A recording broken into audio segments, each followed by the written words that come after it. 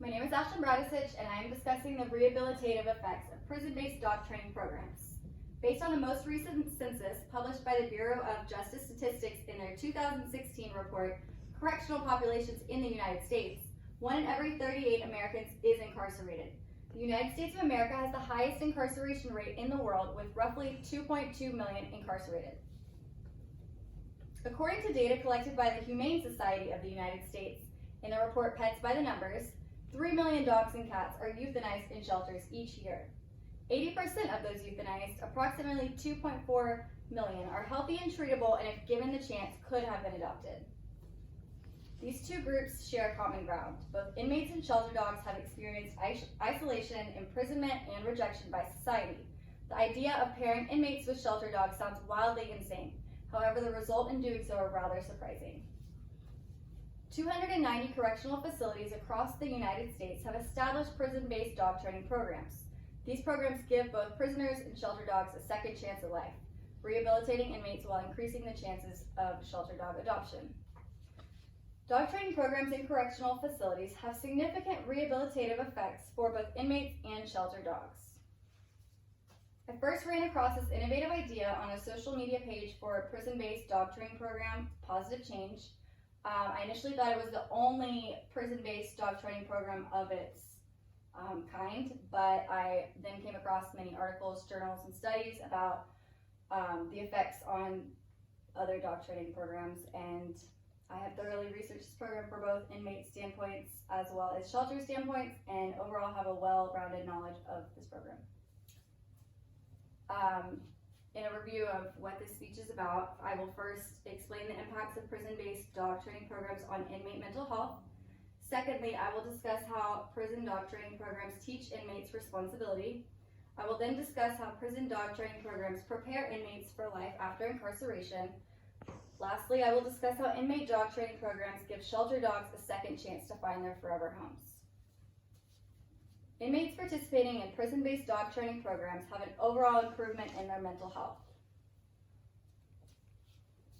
Inmates are given the opportunity to experience a dog's unconditional love. In the article Man's Best Friend, How Dog Training is Affecting Prison Rehabilitation, Sister Pauline Quinn, who created the first prison dog training program, quoted, "Dogs love us unconditionally, and people need that. Especially people who are wounded, they need to feel loved, so the dog is very much a healing tool." Inmates who often become emotionally detached while incarcerated frequently develop relationships with their dogs. Researchers in Man's Best Friend reported that inmates often grew attached to their companions. One researcher quoted, "The men who train the dogs often form deep emotional bonds with the animals. It's not uncommon for men to get tears in their eyes when they spoke of giving up their dogs." Dog training programs give inmates a sense of purpose during their incarceration. Sobham Nwoko, author of Examining Dog Training Programs in Prison, Success Found Among Confounding Factors, explained the criminology behind this established sense of purpose in inmate participants. He emphasized that in allowing participants to contribute to society in a meaningful way, these programs help prisoners move on from the labeling and stigma of being an inmate or prisoner. The pairing of shelter dogs with inmates is not only emotionally healing, but also teaches inmates responsibility during their period of incarceration. Inmates are taught responsibility by caring for their dogs over the course of the training period. Inmates learn commitment through the continuous process of trial and error involved in dog training.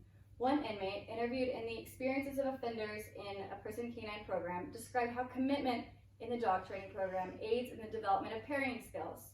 He quoted, "It's similar to raising a child, the time and the care that's involved. Even though they're just a dog, you put a lot of care and a lot of love and just a lot of time. It definitely instills a sense of responsibility." Inmates are taught patience by exercising self-control when their dogs make mistakes. Nwoko's article, Examining Dog Training Programs in Prison, demonstrated the development of self-control when one inmate reportedly became frustrated with his dog. Instead of lashing out in anger, the inmate chose to sit down and count to 10. He explained that he chose to have self-control in this situation because he wanted to be loving towards the dog. Inmates had an overall improvement in their behavior. Nwoko analyzed the effects on inmate behavior, quoting, "When the prisoners saw improvements in the dog's behavior, this motivated them to change their own behavior because they started to internalize the concept that if the dog could change, so could they." In addition to teaching inmates responsibility, prison-based dog training programs prepare inmates for employment after incarceration. Prison-based dog training programs teach inmates marketable skills to increase employability upon release. In working with their trainers and peers within the program, inmates develop constructive communication skills. Examining results of a study conducted in inmate perceptions, the impact of a prison animal training program, the researchers concluded inmates expressed feeling this program helped them learn to interact more positively with people with different personalities in both their families and in the current jail environment. Through the ups and downs of teaching their dogs a new skill, inmates learn how to approach and resolve conflict. One inmate involved in the case study analyzing inmate perceptions testified, "I have learned to love myself and other people, realizing none of us are perfect, and if we fail, you pick yourself up and try again. I have developed patience and a tolerance, a willingness to overcome them. I have learned to be victorious rather than defeated."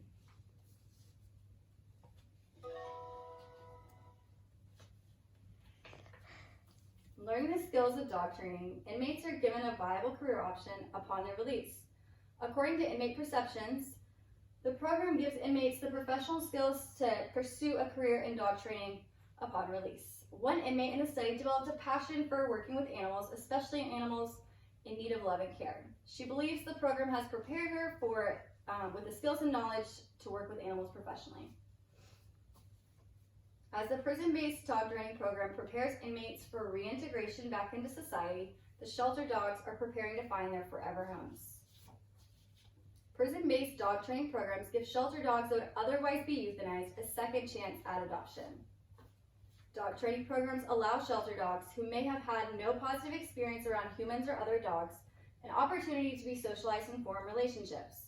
In A Second Chance, Giving Shelter Dogs a New Shot at Life, an inmate in the Ellis unit in Huntsville described how the dogs have completely transformed over the course of training. Upon arrival, the dogs were nervous and shy, but through training and socialization, they have been able to come out of their shells. Inmates teach the dogs basic obedience skills that will make the transition into their forever homes less stressful.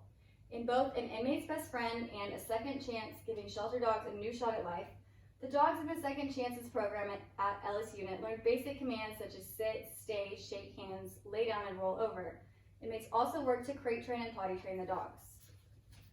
Dogs within the program receive more effective training due to the additional time spent with inmates. According to Man's Best Friend, a New York program, Puppies Behind Bars, has been more successful than traditional training. The program had an 87% success rate compared to the 50% for dogs trained by volunteers and the public. In review of my main points of the speech, I first discussed how prison-based dog training programs improve inmate mental health. Secondly, I discussed how prison dog training programs teaches inmates responsibility. I then discussed how prison-based dog training programs prepare inmates for employment upon release. Lastly, I discussed how dog training programs in prisons give unadoptable and at-risk shelter dogs a second chance at life. Dog training programs in correctional facilities have significant rehabilitative effects for both inmates and shelter dogs. The United States has the highest incarceration rate in the world, with 1 in 38 Americans serving time. 3 million unwanted pets are euthanized in the United States each year. Prison-based dog training programs offer rehabilitation for both inmates and shelter dogs. Together, we can break the cycle of imprisonment.